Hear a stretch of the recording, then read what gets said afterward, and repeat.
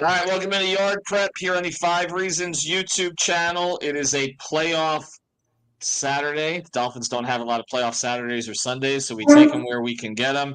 Looking for their first postseason win since December 30th, 2000. I will say I was there for all of Lamar Smith's 200, not 2000, should have been 2000, 209 yards. I didn't think that they would be 0-5 in the playoffs since, or, not advance past it. But again, here they are, and it's cold. So we're going to address all of that as we go forward. They actually got our guy Simon Clancy there right now. He's freezing. It's actually worse than London there, believe it or not. We got Michael Quirk below me. We've got Hussam Patel. My God, I only know you from Twitter. We've got Eric Wadicki, and we've got our guy Andy Romero.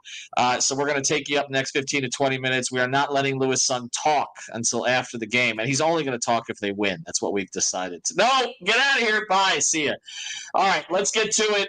Let's get to the conditions before we get to the inactives, because these things play into each other a little bit. It's currently minus 3 degrees. That's what my Apple iPhone shows. It's minus 23 wind chill. I can tell you that I attended the Dolphins' coldest game in history in Kansas City, 2008. Tried to go to dinner the night before. My friend and I were like, we'll see you in the morning. Went to the game, covered the game, and the players all talked after the game about how much the ball hurt. Like, seriously, like just everything hurt, okay? That's what they're dealing with today. So we're gonna get into how do they handle this in this situation when they know what the conditions are going to be. Tyreek Hill's currently out there sleeveless, trying to show that he can handle these conditions. We'll see if they can. But let's also get to the inactives real quick. And I'll go to you first on this, Eric, as we go through the inactives. And the thing that jumps out to me, and I think it was Andy saying something before about Cam Smith. We'll get to that in a second. But no Robbie Chosen, no Skylar Thompson. What is a good thing? Skylar Thompson's not starting a playoff game this year. That's a positive. Let's look for positives where we can find them. Who would have known that Tua would be the guy that would be healthy at this stage of the season, right? Here's the big one, okay? Javon Holland out. There seemed to be a possibility that he would play. Cam Smith out. That performance-based. We'll get into that. Xavier Howard out. We expected that. Keon Smith, Tyler Croft, not a big deal. Two names that are not on that list, Raheem Mostert and Jalen Waddle. So let me throw this at you, Eric. Even as bad as the conditions are, which would seem to favor the defense, right? You can't kick this thing, you can't throw this thing, and all the rest of it. To me, this game is on the offense. They're healthy. Their core players are healthy. Enough. Yeah, I mean, ultimately, you look at what the Dolphins are built to do, and ironically, they're more built to survive these kinds of games in Kansas City, especially when they have both of their running backs healthy, and they do have them in Devon Achane, and they have Raheem Mostert. The offensive line is as healthy as it's been over the last few weeks here.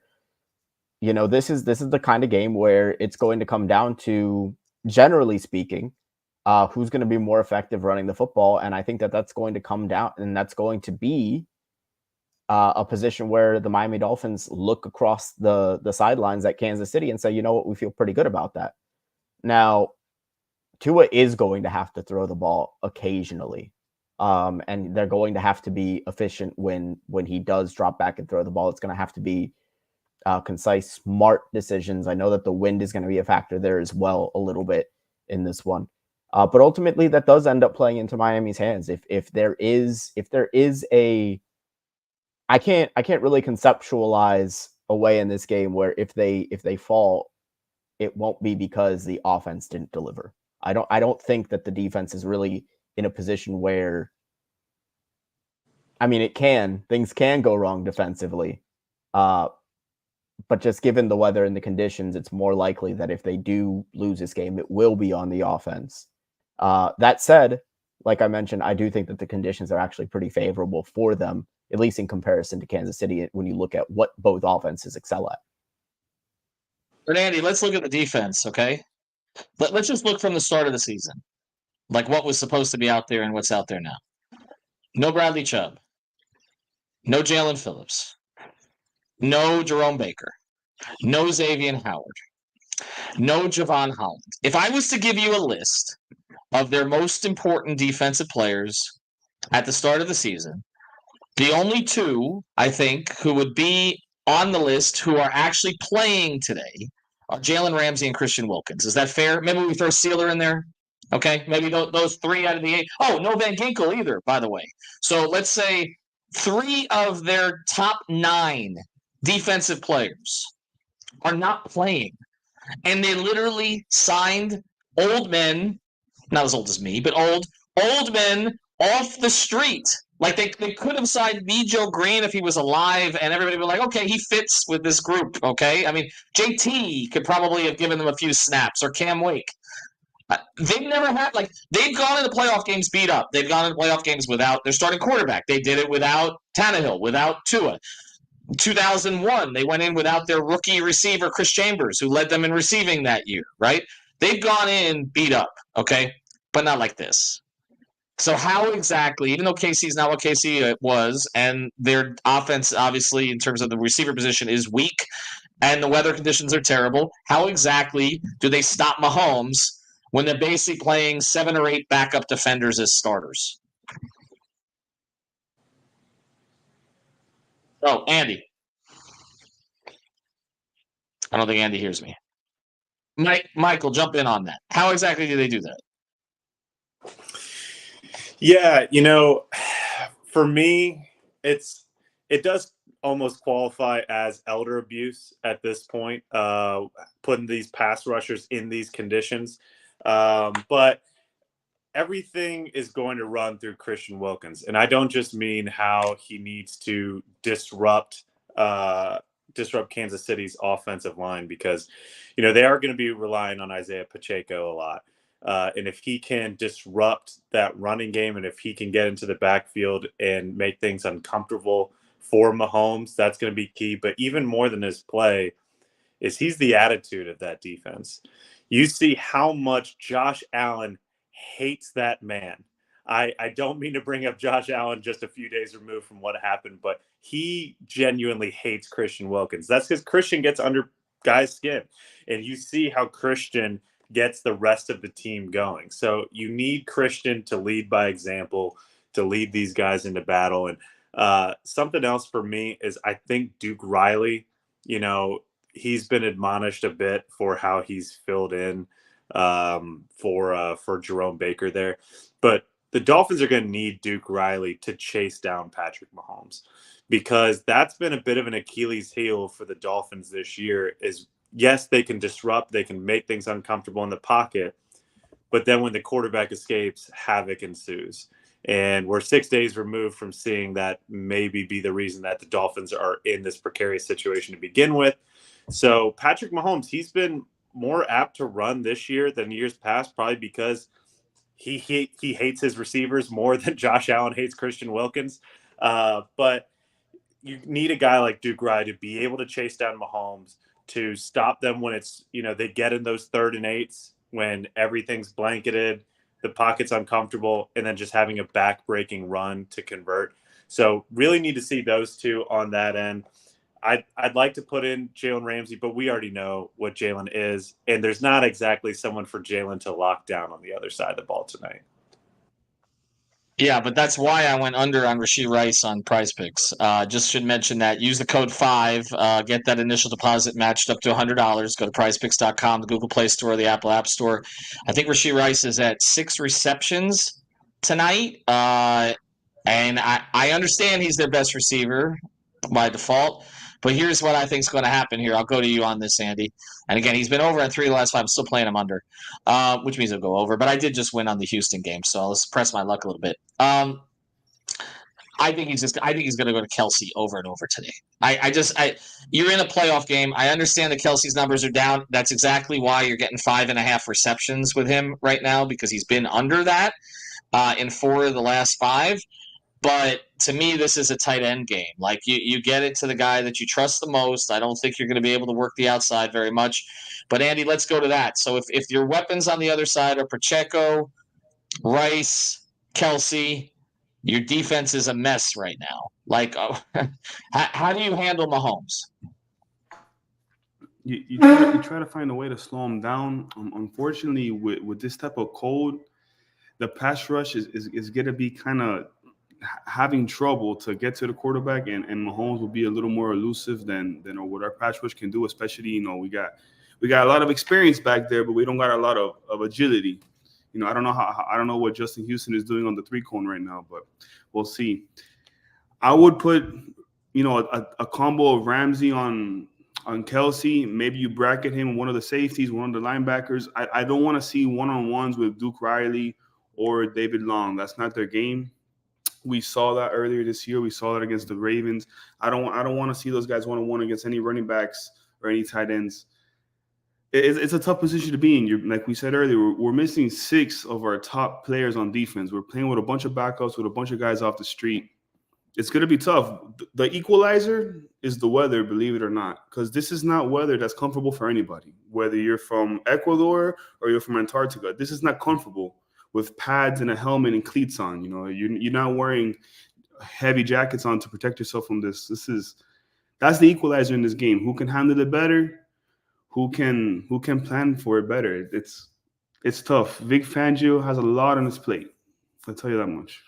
No, for sure. And I should have mentioned David Long because I do think I'm glad you did, because I think he'll be a big factor today, because I do think we're going to see a lot of Pacheco, and I think we'll see some of it between the tackles. I know, Hussam, you've been working behind the scenes here on the 5 Reasons Twitter account, because Cam Ward is committed to the University of Miami, which is one of those wow sort of moments we weren't expecting tonight. So we'll get into that as we go forward. But again, getting into Fangio, firstly, I want to say, I don't know which you said it, but the fact that Cam Smith can't get on the field when they have nobody else at this stage is a little bit disheartening, I would say.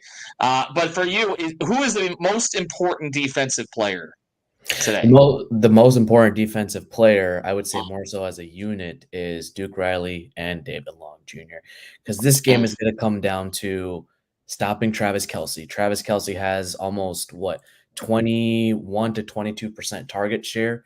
His most popular route is the curl route, and he handles the slot assignments and even inside wide receivers assignments as well.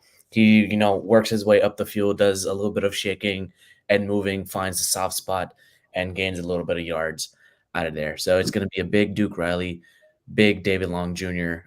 Game tonight. They're going to have to make the tackles. Against this type of Fangio defense, the Andy Reid schematics and the system of this offense has a lot of running back choice and option routes. So you could see a lot of early dump offs, flats, halfback angles to Isaiah Pacheco, Clyde Edwards-Helaire, and Jerick McKinnon, who's their primary third down back on those thirds and shorts to get it out there. Patrick Mahomes does not have a 1,000-yard receiver at all. He spread the ball very, very well. Travis Kelce with 984, Rashee Rice with 930, Justin Watson with 460 yards, Isaiah Pacheco with 244 yards. A lot of the routes primarily that Patrick Mahomes throws to is curls, hitches, and screens. Those are all short yardage plays. Fortunately enough, the Dolphins defense does well in terms of efficiency on short yardage plays. They're one of the best defenses against the run. The Chiefs don't really run as often, but when they need to, they can get it done. It's going to be a very, very big assignment for David Long Jr. and Duke Riley tonight. Eric, I'll swing back to you on this. Let's go to the offensive side, and I think the big question is a pretty simple question. Does Mike McDaniel stay with what will likely work tonight, which is the run game? I feel like that's like the existential question of this season. It was is Tua going to stay healthy, right? And that happened. I mean, it's remarkable. We're not even talking about it. He's one of only 5 quarterbacks, I think, in the entire NFL that started all 17. Jalen Ramsey and Tua being healthy in this game after the way that they were talked about before the season started. But I don't. Do you have confidence that if Mostert, A-Chain, Jeff Wilson's healthy too. I think he's actually a dark horse tonight that he could see some carries because we know he gets what they give him, right? So I feel like the certainty of Jeff Wilson may be a factor tonight. If I was to say to you that the Dolphins end up with 27 carries for the Dolphins backs tonight, do you think they go over it, Derek? I see Hussam is over there. He says no. I For the sanity of myself and others, I'm going to say yes. If for no other reason, then I don't think that the game is ever going to be in a position where it's out of hand to where Miami's going to have to go super pass heavy.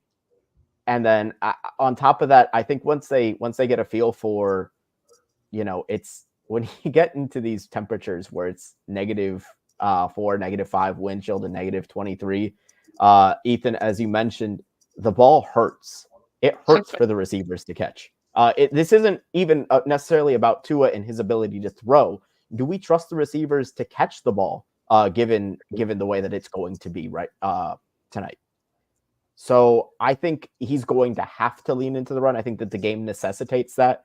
Now, I do think some of those carries or for the over-under aren't going to all come from the Dolphins running backs. I do think that you might get, a few end-arounds mixed in here, finding ways to get Waddle and Hill involved that aren't the pass game, but I do think that they get over that 27 number all told. I wish I had your confidence. I really do. I kind of feel like, Michael, that McDaniel is such he reminds me of Jimmy Butler in some ways, but it's more with his play style and decisions. He's going to do the opposite of whatever it is that you think. He's a contrarian, right? So all week, all we've heard is they need to run the ball. The weather demands it. You don't trust Tua in this type of situation. Waddle's not healthy, right? Not entirely healthy. And Hill's put the ball on the ground a little bit lately. And there's going to be, how many series are Hill and Waddle going to miss with cramps tonight? Like, I think the over-under on that is 3.5, right, between the two of them. Right, maybe more than that, right? Like, Tyreek doesn't stretch. But so I feel like that's been the conversation, like, the whole week. So I feel like he's going to throw it 38 times. And does that seem crazy? Yeah, I mean, there's only 4 sure things in life. There's death, taxes. Ryan Tannehill just needs one more year, and Mike throwing us for a loop as we enter the late part of the third quarter into the fourth quarter. I'd really like to see the run. I know Mike McDaniel's forgotten more about football than the majority of us ever learned, but I'd love to see them establish the run, keep it on the ground. You have 3 dynamic running backs back there, or 2 and Jeff Wilson, but he's just a violent runner. But I do think that we're going to see a lot of Durham Smythe. That 2.5 receptions, 18 yards, Michael. I just played it. I literally just played it. 18.5 yards, right? I mean, it's a tight end game. Mm-hmm. Yeah, I think you have to go over in every tight end, be it Gray, Kelce, Smythe, all receptions. Alec Ingold. What about Julian Hill, Michael? Will get at least a catch there. I think we'll see something fun. But I've lost a lot of fullback bets this year, so maybe don't listen to me on that. But I don't think that we're going to see a ton down the field, but I do think that Tyreek can make things happen in a lot of different ways. So I think he'll still be a big part of the game plan there. I still don't know what we're going to be able to see from Jalen Waddle. A lot of reports about how hard that field is. And if you've ever walked with cleats on asphalt or on cement, that's about what it's going to sound and feel like out there. Yeah, I almost feel like Jalen's a decoy tonight. Maybe I'm wrong, and he's going to have a huge game, but I almost feel like they needed to dress him just to put him out there. From what I had heard, and I'm not around there every day, but just talking to reporters, Mostert was further along than Waddle. I do think that you're going to see Raheem. I would play. By the way, on Prize Picks again. Use the code 5. I would play the half a touchdown on Mostert. It's a one of those Deben plays, which basically means you get more for it. It's interesting play. Remember, last 6 games he's played, he's scored. So I still feel like even if they don't use him necessarily as much 30 to 30, I do feel if they do get in there. And here's the other thing: I would famous last words. I would not play Jason Sanders tonight. Because I don't think Mike's going to kick. Like, right? I mean, you're not going to be able to kick that thing, right?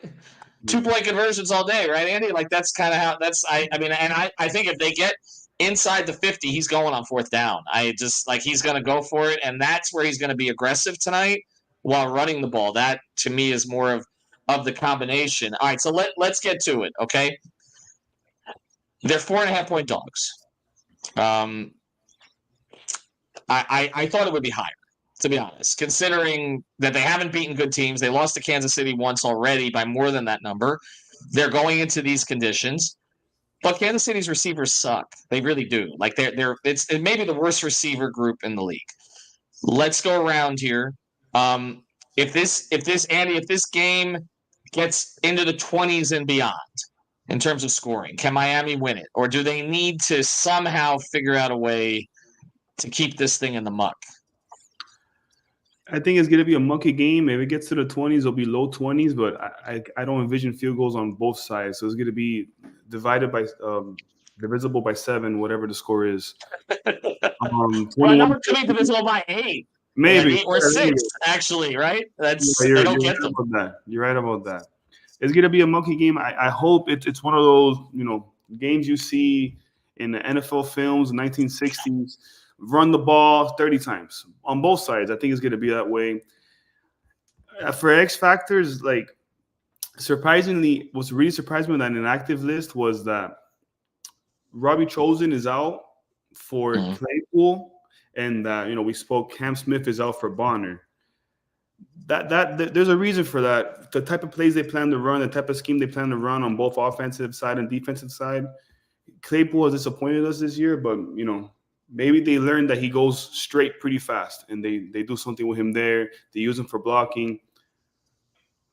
It's going to be one of those mucky games for sure.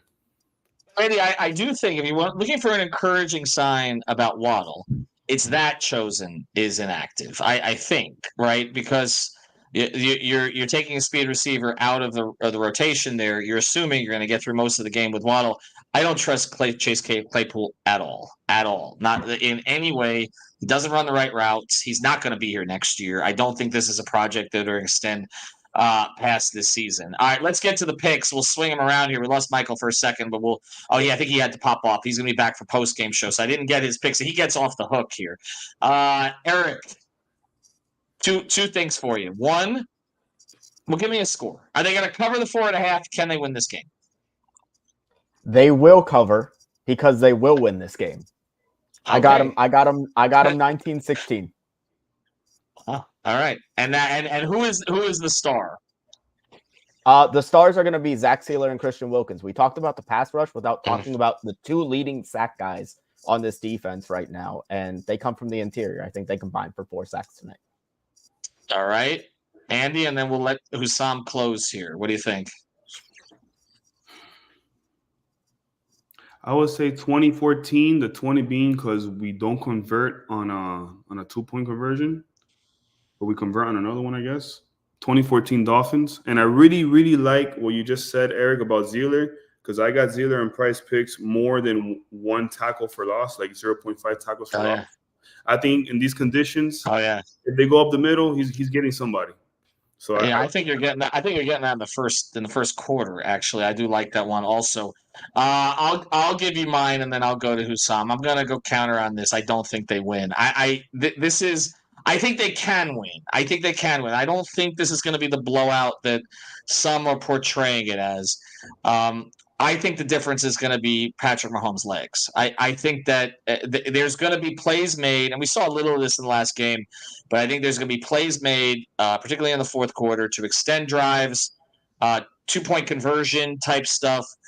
And unfortunately, because I'm a Tua guy, I think we're going to be having that conversation after this. Do you need a quarterback who can make something out of nothing? And I hope that's not the case because, again, I am a Tua guy through and through. I want this to work with him. I admire him personally. I admire his story. I can't stand his haters. But with that being said, he's going up against the guy who is better at the improv stuff right now than anybody else.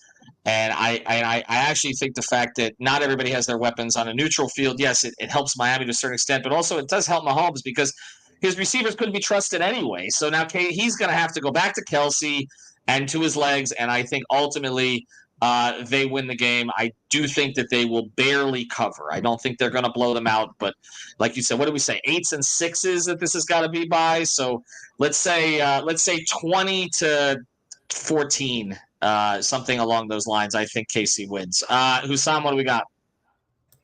I agree with you, Ethan. I think this is going to be a night where the Dolphins fandom and maybe even the franchise is questioning his decision at quarterback. And I'm a big Tua guy as well. You just see what all these quarterbacks are doing, creating with their legs, stepping outside from the pocket, running with the football, making, creative plays with their legs. I think the Dolphins will lose this one 27-17, a 10-point win by the Chiefs. Even though it's their home crowd, Patrick Mahomes has only lost twice in 25-degree or under weather. He's used to this type of thing. And I think the star of this game is not going to come down to a player, but it's going to come down to Steve Spagnuolo, the Chiefs defensive coordinator. If the Chiefs are able to stop the run, which I think they will be early on, Mike McDaniel has no choice but to pass the ball.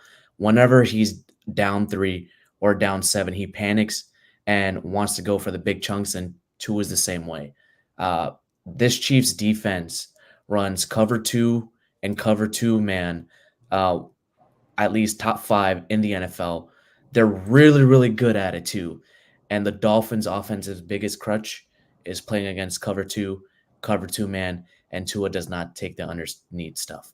If he takes the underneath stuff, I think it'll be a close game, but it may be too much for the defense to handle against Patrick Mahomes and the Chiefs offense up against Andy Reid, who's used to these types of situations. I don't see how the Dolphins win tonight. We'll see. I think everybody counted him out against Buffalo last year with Skylar Thompson, and they just kept extending that game, giving themselves a chance. The conditions were not great there either, but we're 2-2 here. So whichever way this goes, Michael will say that he had the tying vote here. We're not letting Lewis speak, but I have a feeling if Lewis could speak, he would probably be with me and Hussam, just based on his view of the quarterback who can improvise. So Eric, Andy, you'll be the heroes. If they win, we're running those clips. All right, so thanks to everybody for joining us. Again, check us out on the post-game show as well. And maybe the Dolphins will be going to Baltimore or Houston next week. We'll see. Have a good one, everybody.